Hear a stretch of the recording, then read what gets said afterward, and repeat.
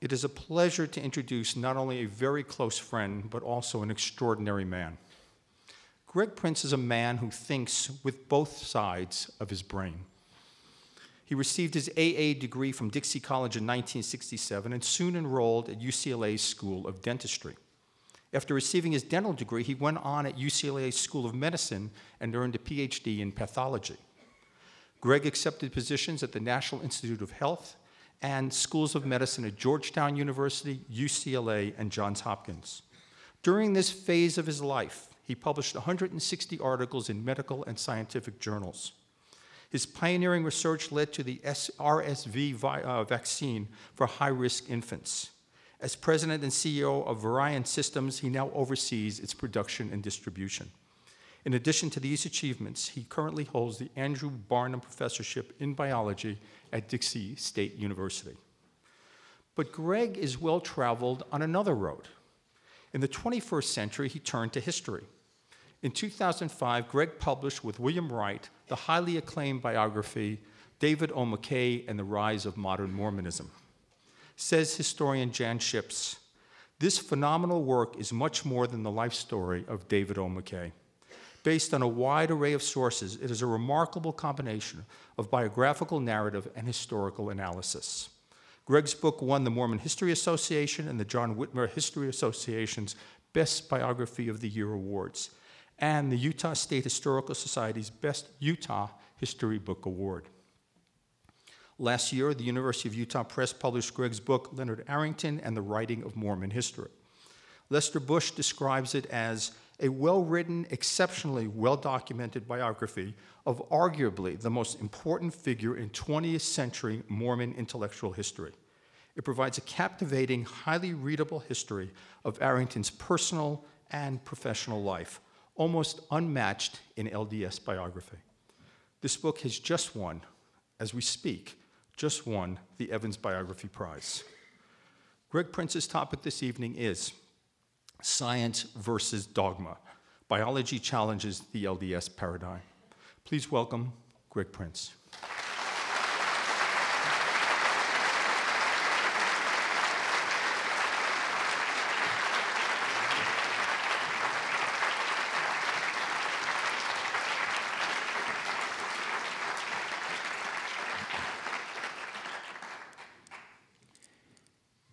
I come from Washington, D.C., and I'm not much inclined to go back.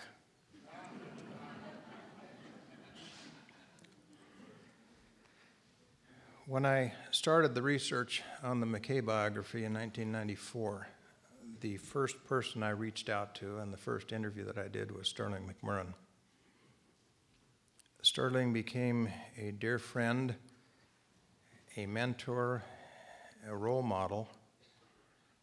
I have met few people who have the amount of integrity that Sterling had. I've never met a person who had greater integrity. So it's an honor on a very personal level to be asked to deliver the lecture in his name this evening. Before there was knowledge, there was certitude.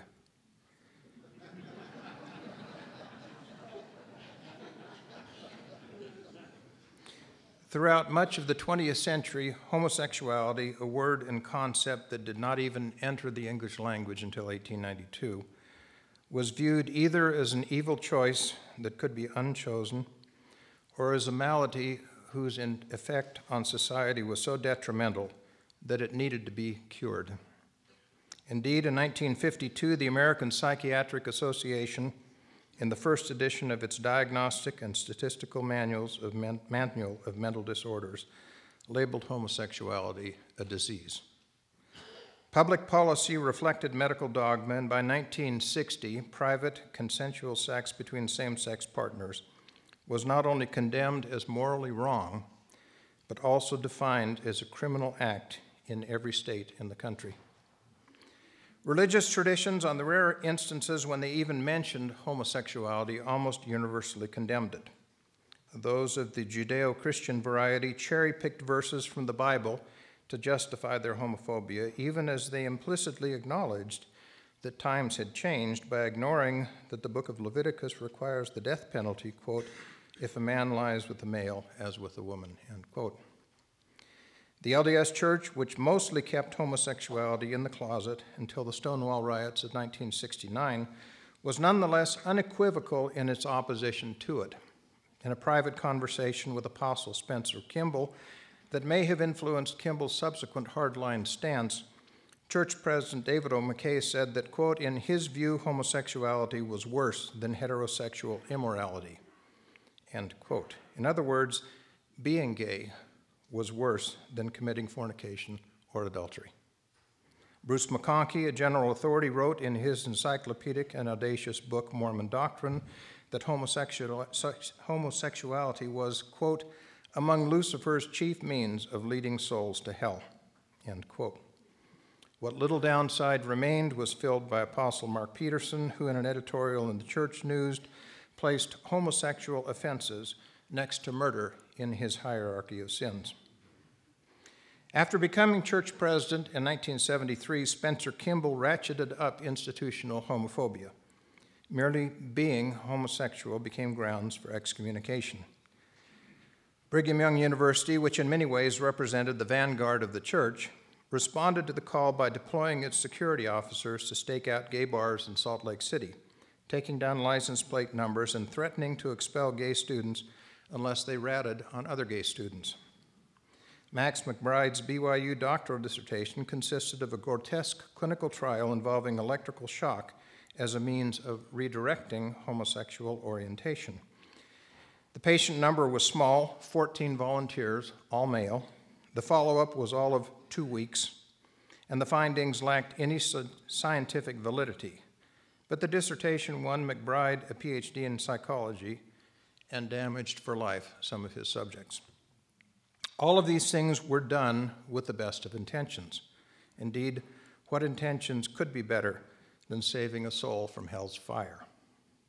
And all without a shred of scientific evidence to support either choice or social factors such as education or recruitment as causes of homosexuality. In fairness to Spencer Kimball and his colleagues, science had little to say in the 1970s about the nature of homosexuality. Policy was informed by dogma, not data. When I was doing doctoral studies in pathology at UCLA from 1973 to 1975, there was not yet a graduate course offered there in the nascent field of molecular biology. And molecular biology has been the key to the scientific understanding of homosexuality.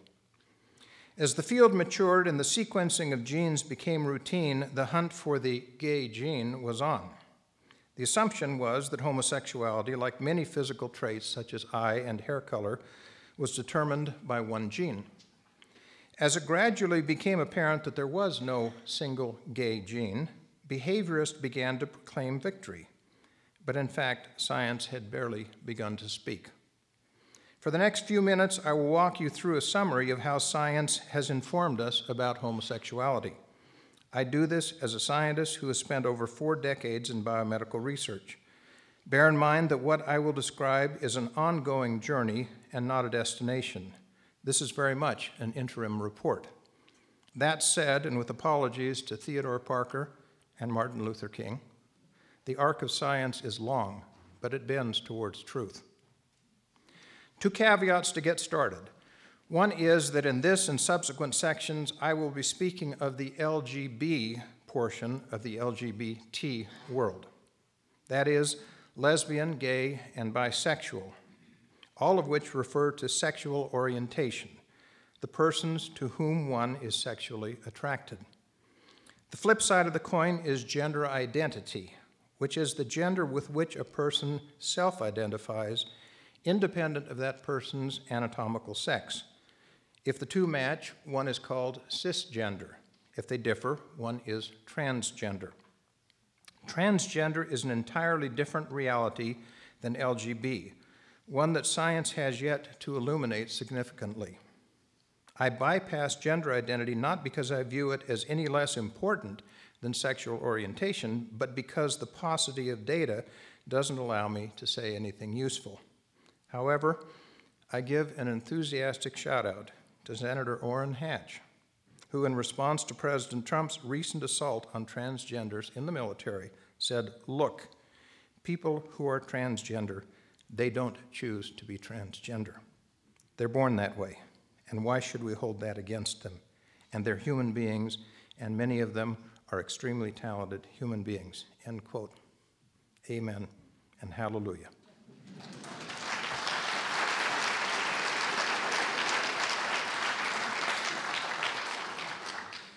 The other caveat is that my remarks will focus primarily on male homosexuality. This is not because I view lesbianism or bisexuality as any less important, but rather because the near universal focus, indeed fixation, of LDS church policies, procedures, and statements has been gay men. I'll first summarize current understanding as to the prevalence of homosexuality with the disclaimer that most of the data are self-reported, since there is no objective, non-invasive biomarker of sexual orientation. And because there is still a stigma attached to openly disclosed homosexuality, particularly in red states, reported data likely underrepresent the actual prevalence. That said, there is a general consensus that between 3.5% and 5% of adults throughout the world self-identify as gay, lesbian, or bisexual. There is no persuasive evidence that the percentage has varied significantly across time or geography. While not representing the majority within a given species, homosexuality is a common phenomenon within the animal kingdom. LDS Apostle Boyd Packer's claims to the contrary notwithstanding when he said, without documentation, animals do not pair up with their own gender, end quote. A well-documented study of sheep showed that given a choice, 8% of rams mated exclusively with other rams. Long-term same-sex pair bonding has also been reported in ungulates and some birds. A standard reference on the subject of homosexuality in animals published in 1999 documents homosexual behavior in nearly 500 species of animals, while an estimate 7 years later put the number at 1,500 species. I will leave it to you to ponder why this trait perseveres among such an astonishingly broad array of species. 7 decades ago, when Alfred Kinsey brought the study of human sexuality into the daylight, he placed it on a scale from 0, completely heterosexual, to 6, completely homosexual, with a score of 3 denoting bisexuality. Although Kinsey's scale moved understanding forward in the short term, it worked against it in the long term for 2 reasons. First, it described only one side of the coin, sexual orientation. It said nothing about gender identity. Second, by placing various embodiments of sexual orientation on a single straight line scale, it suggested that while different sexual orientations may vary from each other quantitatively, they were qualitatively the same, but they are not. Indeed, male homosexuality is not simply the mirror image of female homosexuality.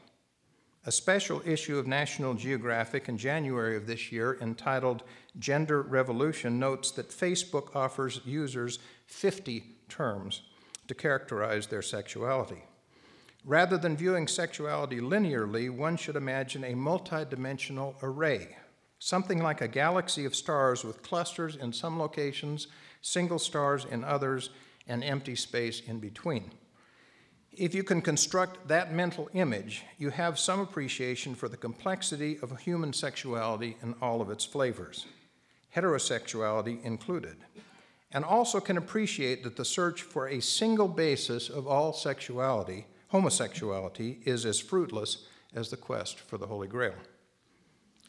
In attempting to shed light on the causes of homosexuality, I turn first to genetics.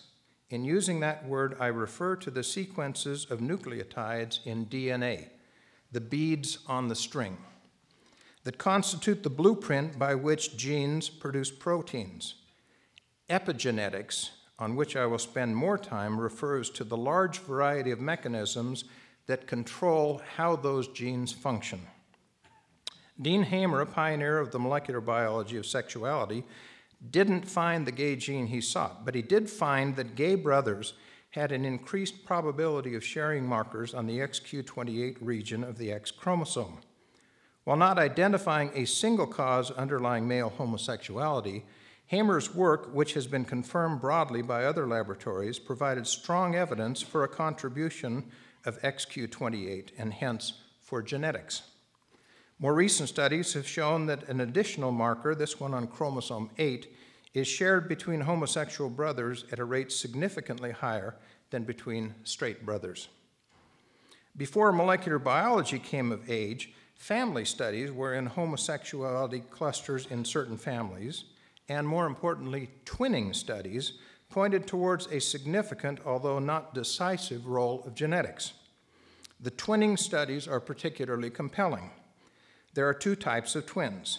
Identical twins have identical DNA sequences, while fraternal twins share variable percentages of DNA sequences with each other. If genetics were the only factor underlying homosexuality, one would expect 100% concordance among identical twins. That is, both twins would be either heterosexual or homosexual. If genetics were not a factor at all, one would expect the same concordance among fraternal twins as among identical twins, since fraternal twins develop in the same in utero environment. In fact, the numbers fall between the two extremes. The concordance among identical twins is up to 60%, but among fraternal twins is only about 15%. This is strong evidence that while genetics is a factor, it is not the only factor that determines sexual orientation. The other and more dominant factor is epigenetics. From the time the fertilized egg is implanted in the wall of the uterus until birth, the developing fetus is immersed literally in a sea of maternal factors that help to shape its development. Sometimes epigenetics can take the fetus down a different pathway than the genetic code prescribes. I will walk you through two important examples of how epigenetics can shift sexual orientation towards homosexuality. The first is the birth order effect, which is seen only in males. It is estimated that 15 to 28% of gay men owe their sexual orientation to this effect. While the mechanism is not completely understood, it appears to be due to interactions between the male fetus and the maternal immune system that have increased consequences for each subsequent male birth. After the birth of one son, the likelihood of each subsequent son of the same biological mother being gay increases by 33%. If the likelihood of the first is 3%, then that of the second is 4%. The effect is additive, such that a seventh son would have a 17% chance of being gay. Daughters do not experience a similar phenomenon, nor is the effect on sons influenced by the number of older sisters. And the effect is only true for right-handed sons. To paraphrase our president, who knew this could be complicated?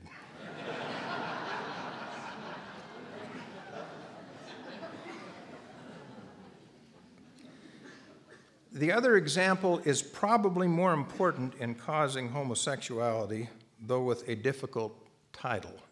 It is called epigenetically canalized sexual development. Don't try that at home. In plainer English, at a very early stage of fetal development, epigenetic factors that are not part of the DNA but that can be passed from either parent to the fetus affect the way that the sex of the fetal brain is imprinted. What that means is this. Testosterone is present in all developing fetuses, male and female, but is higher levels in the male. But in order for testosterone to exert its effect in imprinting maleness into the fetal brain, there must be a receptor for it within that brain. Generally, male fetuses have higher levels of testosterone and higher levels of testosterone receptors, while female fetuses have lower levels of testosterone and lower levels of testosterone receptors. In some instances, however, there is a mismatch that is determined by an epigenetic factor inherited from a parent, one that needn't be inherited by both twins. This can result in male embryos with low levels of receptors, in which case testosterone cannot fully exert its masculinizing effect on the fetal brain. Alternatively, female embryos can have a high level of receptors, in which case even the normally low testosterone levels that circulate within the blood of female fetuses are preferentially grabbed by those receptors and exert a masculinizing effect on the fetal female brain. All of this brain imprinting occurs prenatally. At the time of puberty, when testosterone or estrogen levels begin to spike, the imprinted brain is impervious to their effect, notwithstanding the gender of the genitalia. In other words, a female with a fetal masculinized brain will be sexually oriented towards women, while a male with a fetal feminized brain will be sexually oriented towards men, hormones and hormone therapy notwithstanding.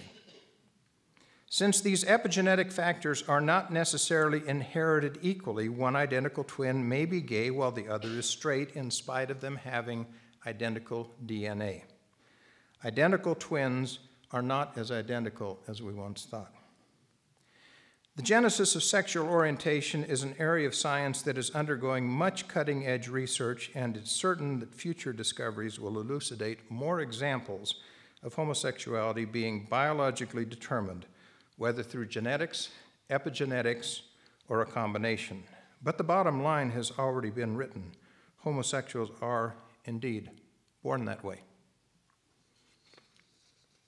Let's take a moment to look at the contrary assertion that homosexuality is merely a choice rather than a biological imprint. Many data argue persuasively against this assertion. While it is documented that homosexual behavior increases when the opposite sex is absent, think of prisons or unisex schools, such behavior is transient. And upon re-entering the larger society, these people resume their heterosexual orientation, never having completely abandoned it. Even in societies such as New Guinea, where adolescent male homosexual behavior is encouraged as a means to preserve female virginity until marriage, adult males show no higher instance of homosexuality than those in non-permissive cultures. The percentage of homosexual men in gay-tolerant societies, such as Thailand and the Philippines, is no higher than in gay-averse societies. Currently available scientific studies show little or no influence of education in determining sexual orientation. And finally, children raised by homosexual parents are no more likely to become homosexual than children raised by heterosexual parents. To quote a prominent expert, no theories that attribute the development of homosexuality to non-biological causes have produced convincing data to support their interpretations. If any role of social and educational factors exists, that it has so far escaped a rigorous demonstration strongly suggests that these roles are severely limited, end quote. With science as our backdrop, I will now walk you through the rationale underlying LDS policies, procedures, doctrines, and attitudes relating to homosexuality. The earliest church-written guide for ecclesiastical leaders, published in 1973, chided professionally trained people who differed among themselves in their opinions regarding the cause of homosexuality, whereas, quote, the gospel makes the issue clear. Homosexuality is learned behavior, not inborn, end quote. General church officers, most notably Apostle Boyd Packer, were even more forceful in denouncing any notion of a biological basis. Quote, there is a falsehood that some are born with an attraction to their own kind with nothing they can do about it. They are just that way and can only yield to those desires. That is a malicious and destructive lie. While it is a convincing idea to some, it is of the devil. No one is locked into that kind of life, end quote. If, as these sources claimed, biology is not the cause, then what is? LDS church leaders have for over a century posited a creative array of causes, the first being, of all things, monogamy. This at a time when they were attempting to justify polygamy.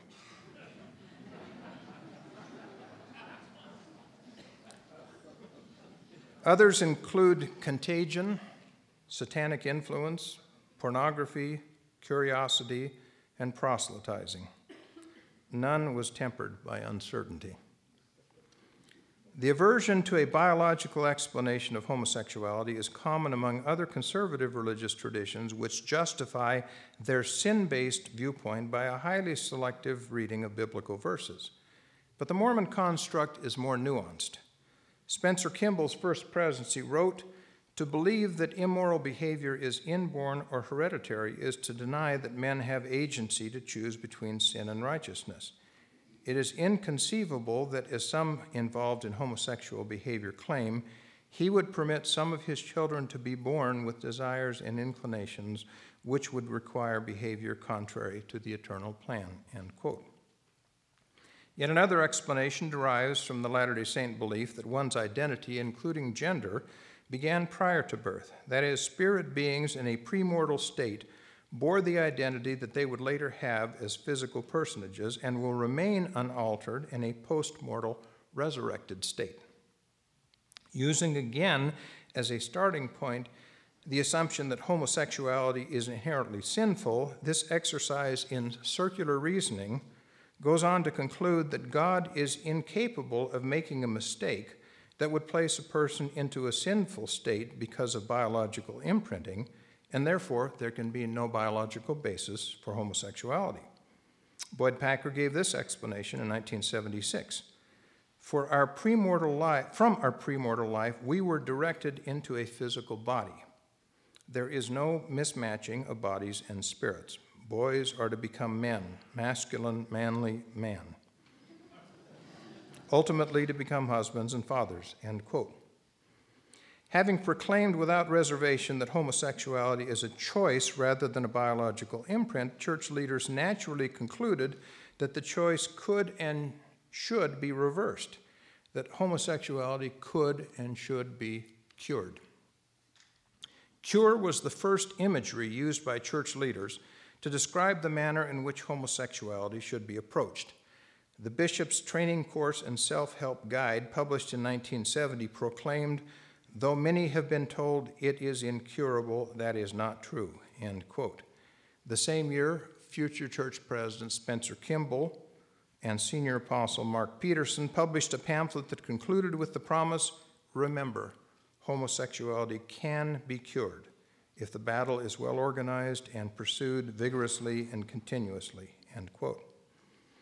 Later pronouncements tended to back away from the disease cure paradigm and employ other imagery. 1973, an extremely difficult habit to change. 1975, a behavior that can be conquered. 1992, problems that can be controlled and eventually overcome. However, the consensus remained that homosexuality was a conscious choice in the opposite direction of the, quote, natural, end quote, state of heterosexuality. The earliest attempts at curing the disease focused on self-help. In essence, you chose to be homosexual, so you can choose not to be homosexual. Many self-help remedies were proposed by church leaders over several years. Apostle Mark Peterson, who counseled hundreds of gay men, advised one merely to distract himself with his music and other interests, end quote. Peterson and Spencer Kimball, in their pamphlet, Hope for Transgressors, advocated another kind of distraction, wherein heterosexual was substituted for homosexual. Quote, "There must be substitution. The person should purge out the evil and then fill his life with constructive, positive activities and interest. He will throw away his pornographic materials and will have ceased reading articles about homosexuality and will substitute, therefore, the scriptures and worthy books and articles which will give the mind proper occupation," end quote. LDS Welfare Services carried this theme a step further by advocating the substitution of avoidance for engagement. That is, quote, to flee from other gays, even if it contradicted their responsibility to guide those who stumbled, since a sympathetic effort to work with other homosexuals to help them is especially dangerous, end quote. Another strategy was to use the process of repentance. LDS Welfare Services counseled local leaders in 1973, while it is an extremely difficult habit to change, homosexuality can be repented of, as can any other deeply entrenched habit, end quote. This counsel was explicitly endorsed by the First Presidency 2 years later. Quote, there are many who have repented and become clean through repentance, prayer, self-discipline, and loving support from others, end quote. The problem with this approach was that it viewed homosexuality as the sin, as opposed to later church policy that accepted celibate homosexuality but condemned homosexual acts. One gay church member summarized the frustration of many, quote, Mormons view homosexuality as a sin that can be overcome.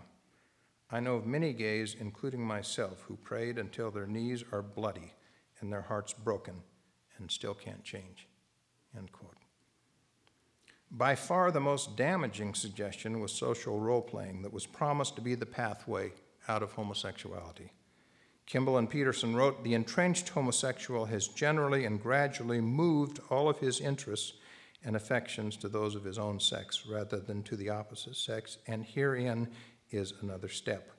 When you, bishops, feel he is ready, he should be encouraged to date and gradually move his life toward the normal. And the normal meant marriage to someone of the opposite sex. For decades, countless numbers of men were counseled by church leaders to marry a woman with the implied or expressed promise that this would cure their homosexuality. While there are some success stories within mixed orientation marriages, with the successes often involving a bisexual spouse rather than one who truly changed homosexual orientation, the overall track record of such marriages has generally been dismal, often catastrophic, and sometimes lethal. Eventually, church leaders realized the fallacy and danger of such an approach and counseled, quote, marriage should not be viewed as a way to resolve homosexual problems. The lives of others should not be damaged by entering a marriage where such concerns exist. Encouraging members to cultivate heterosexual feelings as a way to resolve homosexual problems generally leads them to frustration and discouragement, end quote. In summary, the self-help approach within the LDS Church to curing homosexuality took several forms over several decades. All had two things in common. First, they were based on the unsubstantiated assumptions that homosexuality is a chosen behavior and is reversible. Second, they didn't work. As it gradually became clear that self-help didn't work, an intervention-based approach emerged as an alternative, generally termed reparative therapy, but sometimes going by other names such as conversion therapy or sexual orientation change efforts. It implicitly acknowledged the futility of self-help approaches by introducing therapists to effect the cure, generally licensed psychiatrists and psychologists, but often unlicensed entrepreneurs. The two most significant initiatives were various types of aversion therapy, most notably electrical shock, which was used at BYU and by private practitioners to whom local church leaders often gave referrals, and more benign but still problematic reparative therapies encouraged by Evergreen International, an organization that aligned itself closely with the church and was the frequent recipient of ecclesiastical referrals. Electrical shock therapy was practiced at BYU beginning in the mid-1970s. The subject, always a male, had a pressure cuff placed around his penis to monitor sexual arousal and an electrode attached to his bicep. He then sat in front of a projection screen where pornographic pictures of nudes, which he was asked to provide, were projected. I presume not available in the BYU bookstore.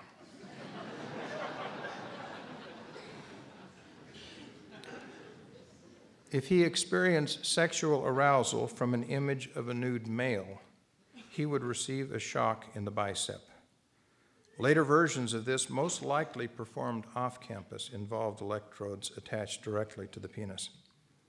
A gradual increase of voltage upon repeated arousals was to serve as a negative feedback stimulus that would, according to the working hypothesis, reorient him from homosexual to heterosexual, whereupon images of nude females were supposed to elicit sexual arousal. The problem wasn't just that it didn't work. One subject reported, "I was definitely not cured, just more messed up."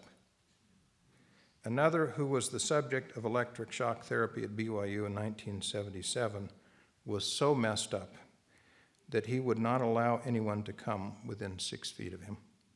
One witness reported, "He rolled up his shirt sleeves and showed me his arms. The deeply scarred skin on the inside of his arms caused by the electrical shocks looked like raw hamburger, and I almost vomited from the sight." The results were badly burned arms and a complete inability to come physically close to any male without him emotionally breaking down from the trauma. His homosexual desires were as strong as ever, but he was unable to touch another man even for a simple hug. He had no heterosexual desires whatsoever, and he was constantly on the verge of suicide. A more benign form of therapy was endorsed by Evergreen, which held to 2 basic beliefs. Homosexuality is an acquired condition, and while it may have biological, developmental, and psychological causes, it can be altered. In other words, with help from Evergreen, homosexuality could be unchosen. Both statements reflected the near universal beliefs of church leaders at the time. Evergreen's expensive and sometimes bizarre therapies, which included same-sex nude hugging rituals, you can't make this stuff up, were paralleled by an East Coast-based organization with the acronym JONAH, Jews Offering New Approaches to Homosexuality. One damaging blow to the entire field of reparative therapy was a lengthy report in 2009 by the American Psychological Association. Its 2 key findings were that claims of reparative therapy's efficacy are not supported, and that, quote, there was some evidence to indicate that individuals experienced harm from it.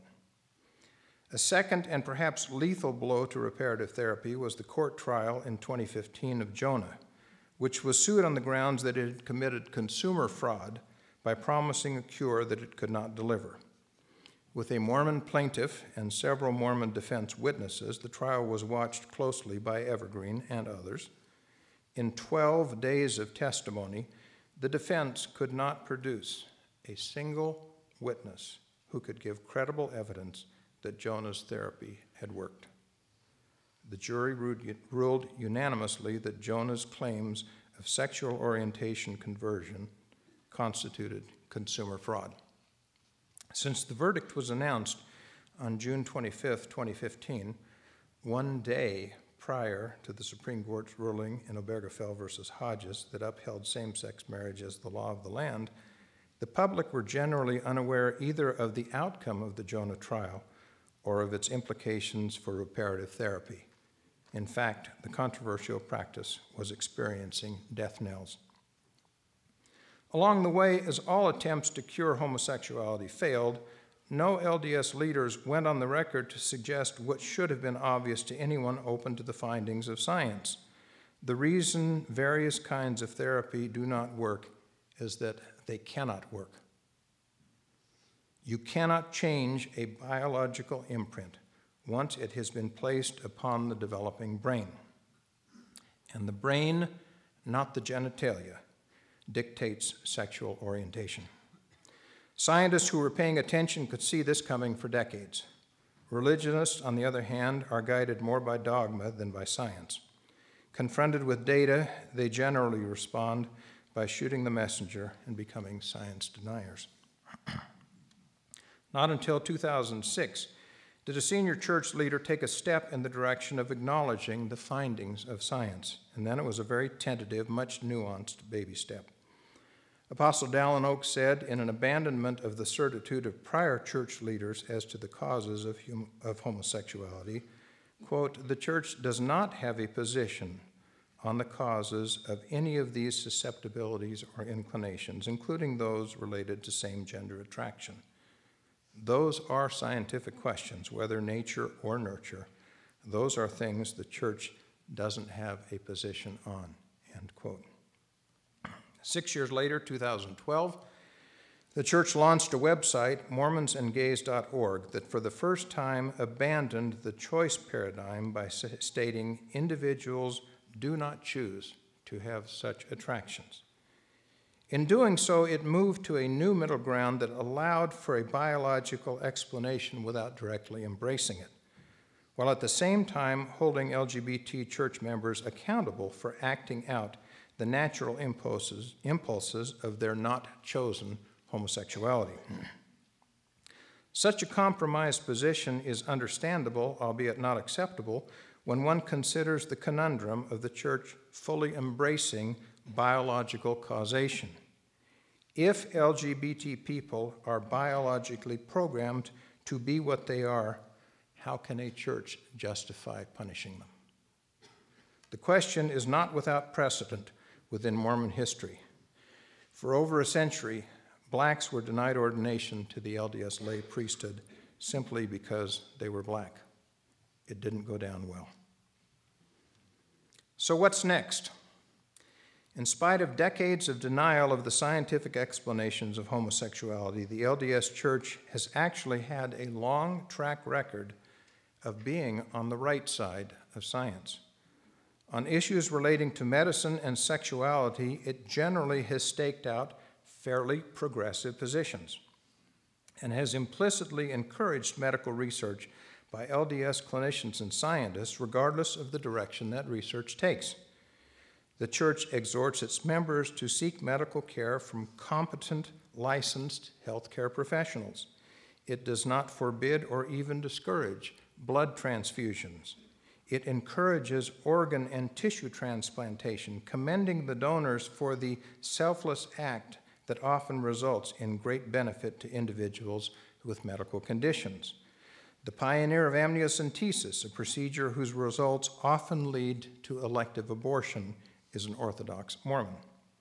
After a century-long transition, the Church arrived at a position that now places no restrictions on birth control. It countenances in vitro fertilization, while at the same time discouraging but not prohibiting donor sperm from anyone other than the husband.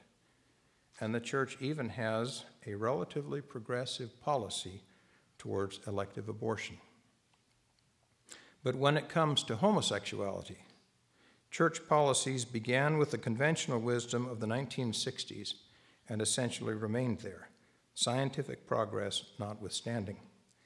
Yes, there have been some shifts in policy along the way. After a low point during the Spencer-Kimball years, when being homosexual was a sin-meriting excommunication, acting out one's homosexuality became the sin. This was not an inconsequential shift, for the Church now allows celibate gays and lesbians to serve full-time proselytizing missions, something unimaginable during the Kimball years. It has reversed course on recommending a mixed orientation marriage as a cure for homosexuality. It has backed away from the certitude that homosexuality is a choice, although it still punishes homosexuals for expressing their innate, immutable sexuality. It even acknowledges now that it does not know the exact causes of homosexuality. However, the LDS Church has never taken the step of acknowledging what science has already made abundantly clear and continues to make clearer with the passage of time and the accumulation of data. It's biology. It is an indelible, unchangeable imprint deep within the anatomical brain that can result from an increasing variety of known causes, some genetic, some epigenetic, none of which is a conscious choice. The Church's failure to embrace fully the findings of science continues to foster a culture of homophobia that was demonstrated boldly by its decisive role in promoting California's Proposition 8 in 2008 and reinforced in November 2015 with what has come to be known simply as the policy. However, two lines of reasoning suggest the possibility, if not the inevitability, of substantive change in the future. The first is ethics. To go against scientific reality in the abstract, as within evolution deniers, may be ignorant, but it is not necessarily unethical. No harm, no foul. But to go against scientific reality in a way that hurts people crosses an ethical line. Legions of LGBT Mormons and, sadly, ex-Mormons bear witness to the damage done to them and their families by homophobic policies, procedures, doctrines, and community attitudes rooted in an unscientific view of homosexuality. Even one suicide attributable to church policies is too many. Witness Stuart Mattis, who in response to the church's support of California's Proposition 22 in 2000 that outlawed same-sex marriage in that state, committed suicide on the steps of an LDS chapel in an attempt to make a statement that things had gone too far. But Stewart's has not been the only suicide resulting from church policies and culture. And many of those suicides, as evidenced either by prior comments to family and friends or suicide notes, have resulted from institutional homophobia. More than a few followed and were linked to the 2015 policy statement. No policy is justifiable. No policy is ethical that results in suicide. The second line of reasoning is pragmatism. While many resigned their church membership or simply walked away in the aftermath of Prop 8, unofficial numbers suggest that the effect of the policy 7 years later was far more detrimental to church members. One church employee with access to data said on background that over 60,000 members formally resigned their membership in the year following the announcement of that policy. The president of the Liberty Well stake told stake members that in the 10 months following the announcement of the policy, 432 members of his stake sent him letters resigning their church membership, fully 10% of the stake population.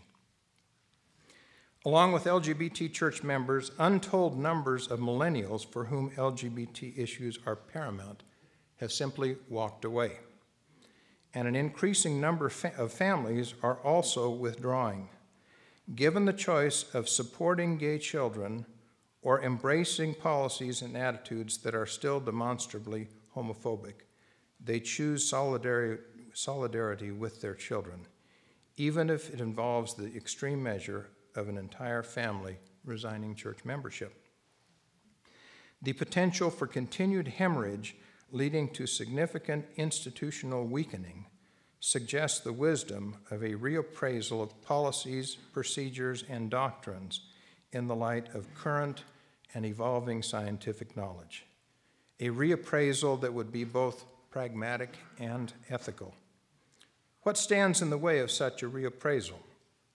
Perhaps the elephant in the room is Mormonism's theology of afterlife, which currently has no room for gay. While never explicitly acknowledged by church leaders, this may be the source of their impasse. With gay-less afterlife as the end point, here and now church doctrines and policies represent de facto reverse engineering. That is, if there is no room for gay in the afterlife, then there can be no legitimate place for it in this life. One church member, writing days after the announcement of the policy, summarized the dilemma. As a gay Mormon, I make my home in the borderlands, in a theology that says every man must be married to a woman in order to be with God and progress in heaven.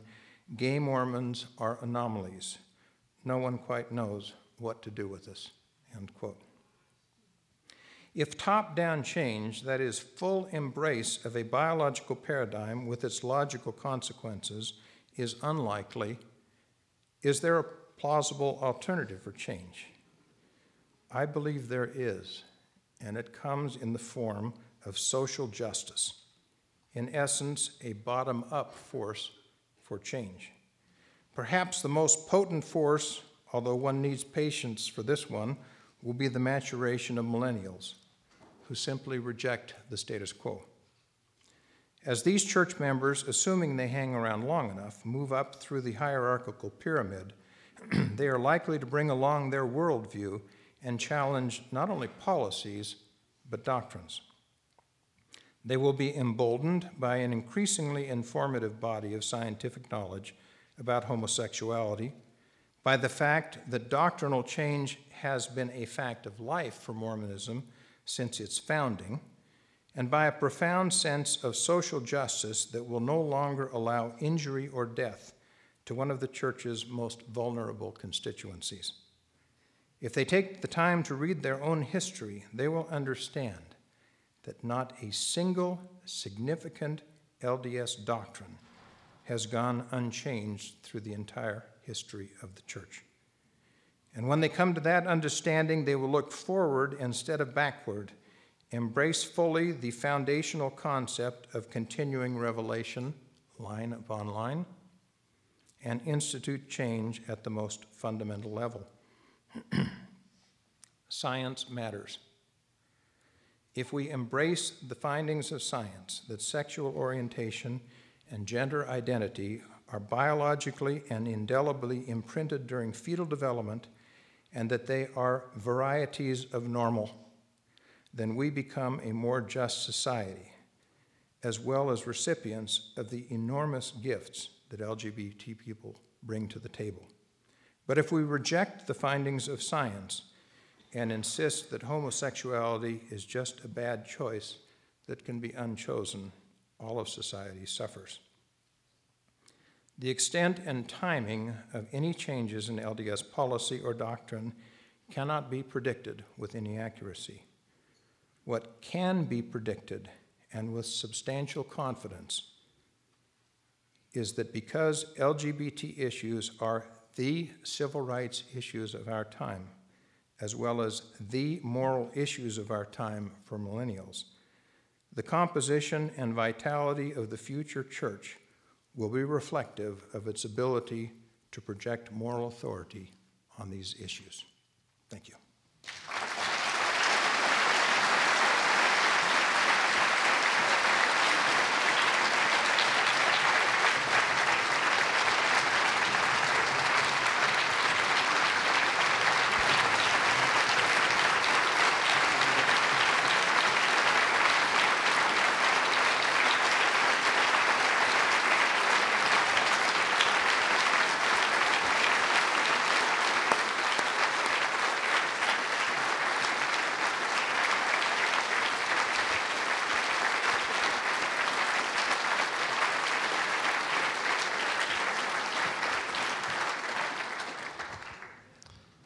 Greg will welcome your questions. We have one guideline. When you raise your hand, one of my staff will bring a microphone to you. Ask your question, and then you must release your grip on the microphone. Again, release your grip on the microphone. Before that gets started, I have a Sterling McMurrin story that is apropos. The last time I saw him, he was chuckling, and he says, "I have to read you something from an article that I just clipped out of the newspaper." So he reached into his wallet and he pulled out the article. It was on what children have to say about religion. And the one that he read to me, I'll never forget. It said, "Sometimes it's hard to hear what's going on in church because the agnostics are so terrible." So pay attention to the agnostics so everybody can hear you.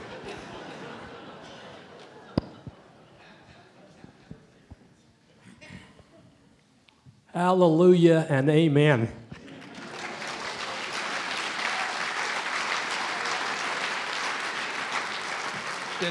Did that have a question mark on the end of it? It was supposed to be a question. Just checking. Can you give us a timeline on when your book's coming out? And have you got a sense for how church leadership is going to respond to that? Can I go 1 for 2? The manuscript is under editorial review at the University of Utah Press. Some of you who paid attention will know that I have gravitated to that press. They did the McKay book, they did the Arrington book. I consider it absolutely a first-rate press, not just first-rate university press, but they work slowly. And their estimate would be a year from now. The second question, pay your money and take your choice. I have no idea. People have asked me about the other books. Have you ever had negative reverberations from them? And the answer, quite simply, is no, none, zip, for any of them. I think part of that may be due to the fact that as a scientist, I only write what I can document. And any of you who have read my books will know that they are very heavily documented and that I don't extend my findings beyond where the data will take them.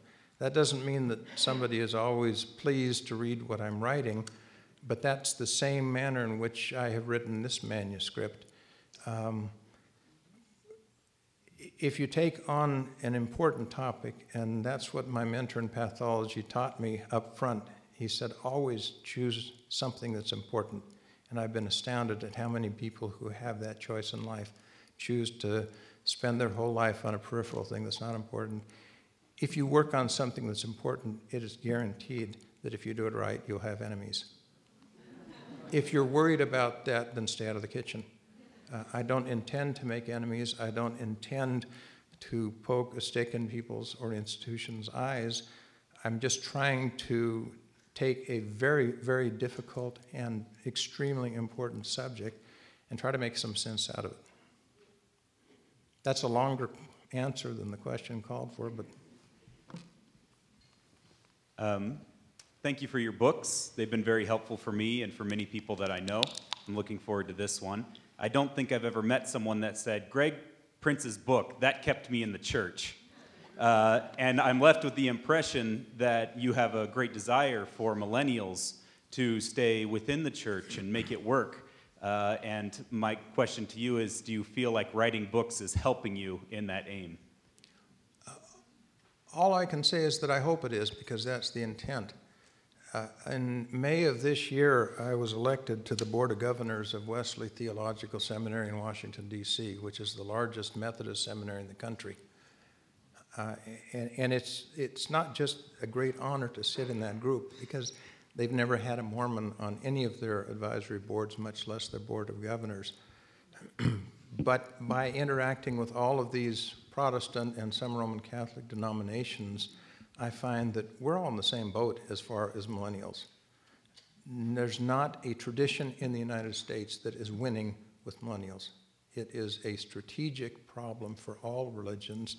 The seminary just got a large grant from the Lilly Foundation to study this issue and try to figure out how can we engage millennials in organized religion. They probably are more spiritually oriented than their parents and grandparents, but they're far less inclined to embrace organized religion. If I can help any of ours or any within other traditions to find a home within organized religion, I would be pleased with that, because I think that there are things that organized religion can offer that acting out one's religiosity in isolation can't offer.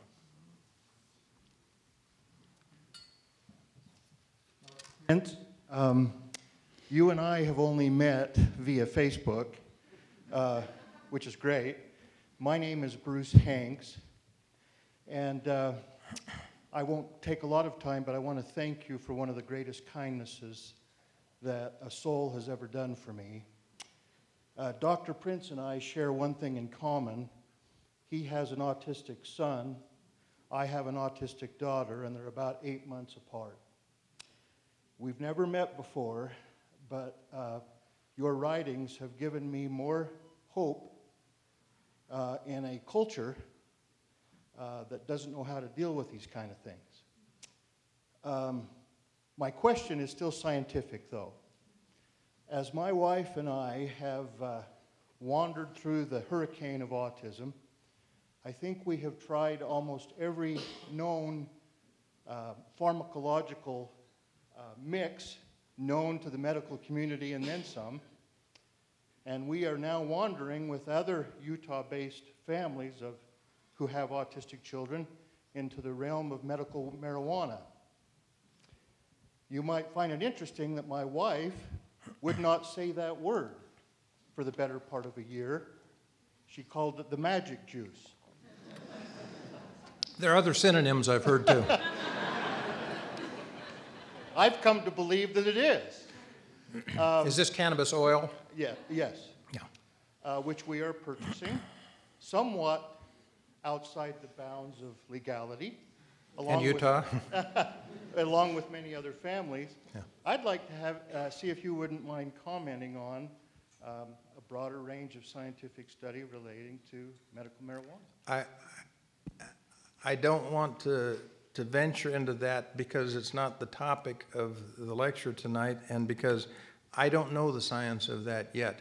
It turns out that the wife of the current president of the Washington, D.C. North Mission, which is where we live, is a pharmacist who was involved in some clinical trials at the University of Utah. One problem is that there is no reliable standardized source for controlled clinical trials, and so the whole field is just a mess. And it's going to be anecdotal for a long time to come. But if it worked for my son, and we have not had access to it yet, I would do it in a heartbeat. And I would never ask a question of anybody about it. Yes. That was a great presentation. Thank you.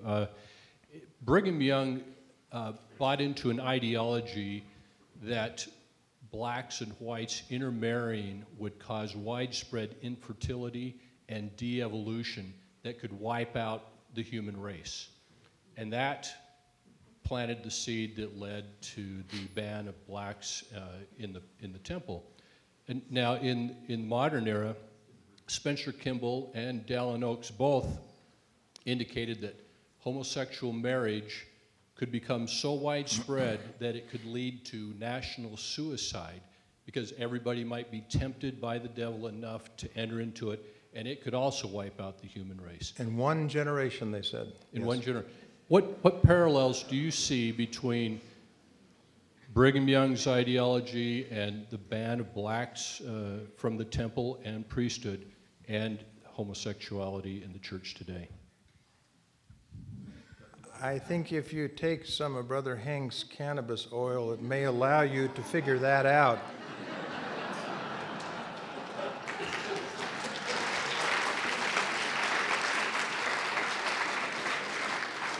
Or you may want to smoke what it came from. I'm not going to touch that one. But let me say something that goes deeper into theology. The president of Wesley Seminary is a marvelous man. I've known him for 25 years. He's really up to speed on Mormonism, which is why he wanted us at the table. I'm just kind of the figurehead of that. He's been out and has met with the First Presidency. He knows the drill. He said, can I put together a series of courses at the seminary that would allow the LDS people to get a grounding in biblical theology? Because he knows where we are and we can't be there. This does directly relate to what you're talking about. We cherry pick in our use of Scripture. If you take the biblical canon, going from Hebrew Bible, which is the technical term for what we call Old Testament, up through the New Testament, what you are seeing is not a homogeneous snapshot in time. It is an evolution of human thought and of human access to the conception of deity. It evolves. And it's continually changing over that time. When you go back and pick your favorite verse and say, this justifies what we're doing now, you're doing a huge injustice to biblical canon and a lot of damage to yourself and to those around you now. We as Latter-day Saints are horrible in our understanding of the Bible. We had a professor of Hebrew Bible from Wesley several years ago offer to teach our monthly study group in Hebrew Bible. So she spent a year, one Sunday night every month coming over. And a couple months into it, I gave her the thick instructor's supplement because the gospel doctrine class in Sunday school that year was Old Testament. When she came back the next month, I said, what'd you think? And she was trying to be polite, and I said, Denise, what did you think? And she says, it's awful. She said, I have seen bad ones. This is the worst I have ever seen. And it's not just a rap against those who are writing the curriculum. It's, folks, there is a lot to be gained from the Bible, and we don't have access to it because we haven't bothered to learn how to get access. So if we had even minimal appreciation within our tradition of what the Bible is and of the concept that God's revelation has been evolutionary over the centuries, some of these questions either would go away or you would understand how they were the product of the times and circumstances and be able to handle that and shrug it off and say, okay, got it. Lester Bush, who is one of my dearest friends, I've known him for over 40 years, we still get together frequently, wrote the seminal article on blacks and priesthood. Many of you know that. It was in 1973 in Dialogue. I think probably the most influential journal article on Mormonism written in the 20th century. But he said in the time between when he published that in 1973 and the Revelation 1978, he frequently would be asked to go talk to fireside groups in the D.C., Virginia, Maryland area. And he said almost always there would be African Americans or Africans, but usually African Americans among the people there. And he said, I could almost set my clock as to when it would happen that there would be the aha moment with the blacks in the audience, where they would say, oh, okay, now we get it. This was just the whites being racist. We were afraid God didn't love us. And that's what you've got to understand. Sometimes people do their best at a time when the environment conditions them that the outcome isn't very nice and maybe will remain not nice. Sometimes maybe they don't have the best of intentions when they go into it, but nothing is fixed. We've got to get over this notion that something is set in concrete and can never be changed. All you need to do is be a good historian and go back and look at Mormon history, and you'll see that what I alleged is true. You cannot find a single significant doctrine within Mormonism that has never changed. And if it hasn't changed in all those other things, then how in the world can you say things can't change as we move forward, especially when the stakes are so high to leave them as they are?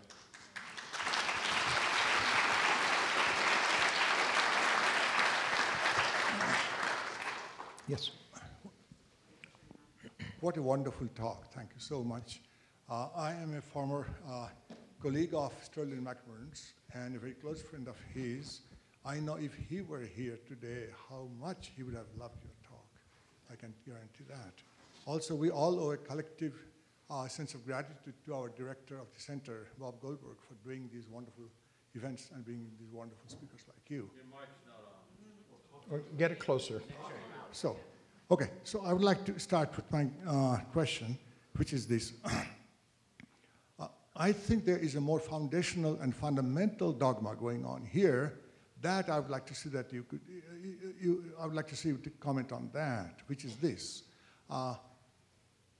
Sexuality or sexual orientation for that matter, to call that as immoral is by itself a dogma. And I think much of the other rigidity of the church or of people's attitude toward sexual orientation or sexuality that results from that. So there is no, other than calling something a sin, which is based on a dogma, there can be no rational moral way to prove that homosexuality is morally wrong. So given that, and especially when Jesus never said anything bad about homosexuality, in fact, he didn't take any stand on homosexuality at all. A church practicing in the name of Jesus, how could they pass a judgment as something that's immoral? So unless that issue is looked at, I think always the other dogma that we talked about, that their refusal to accept sexual orientation as biologically programmed, that would be a sort of going on its own without getting into the more foundational dogmas. That's my question. I would welcome the time when we had professional theologians within the LDS tradition. We have assiduously avoided that, but I think we are the poorer for it. There was a time several years ago when I was able to get one of the LDS general authorities back to Wesley, and we had a luncheon with several Protestant and Roman Catholic theologians around the table. And one, Sean Casey, who for the 4 years prior to the 2016 election was John Kerry's director of religious outreach at the State Department, said to this general authority, "We have wanted to have LDS theologians at the table. We cannot find any who can speak the language." And he stiffened a bit and he said, "You're right, and it's our fault, and we need to fix it." But the question that you ask is one that we would be able to address better if we had people who were formally trained in theology. Yeah, Two more questions. Okay, I don't control the mic, so. I have Mike. I'd like to ask you, with global warming being the threat to our planet that it is, and I consider it the greatest threat to our planet, do you foresee the church ever gathering its resources politically or encouraging its members to try to take on the issue of global warming in a more forceful way than in the past? And if not, why not? I can only say that I hope that happens. Bumping around again, as I have said earlier, with the crowd that I tend to congregate with in Washington, you encounter a lot of people from a lot of traditions. One that I have worked with closely is Mike McMurrin, who was Bill Clinton's press secretary and now heads their Center for Public Theology at Wesley. There is a huge moral void in this country. And it's not just in the field of religion that we are not hearing the prophetic voice. It's in virtually every area of society. A generation ago, we had strong moral leadership across the board in religion, in education, in entertainment, in professional athletics, in college athletics. Most of those voices have passed from the scene and have not been replaced. I think what this world lacks most right now is the prophetic voice, and I say that both in a religious and a secular context. If the people hear that voice, they will respond. There is a vacuum waiting to be filled. I wish the LDS Church would step forward. I sat about 20 feet away from Dieter Uchtdorf at a White House Easter prayer breakfast and watched the interaction between him and President Obama and thought, that's a guy who could do it if we would let him do it.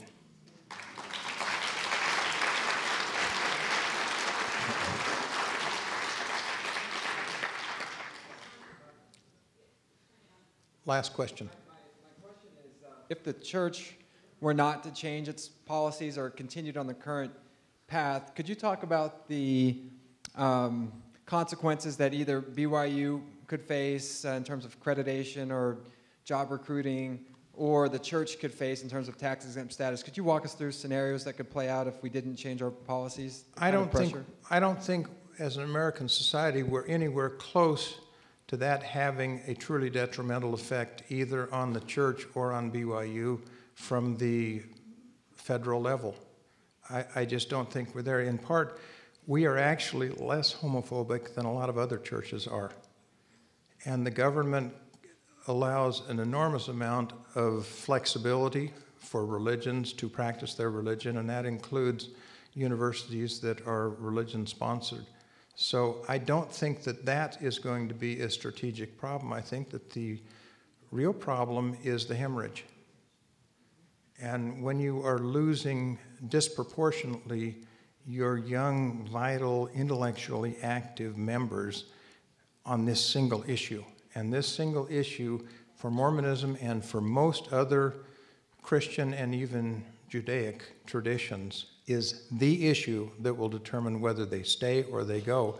If you keep hemorrhaging that way for very long, you become an anemic church. That's the danger that I see. Okay, thank you. I'll be around afterwards upstairs.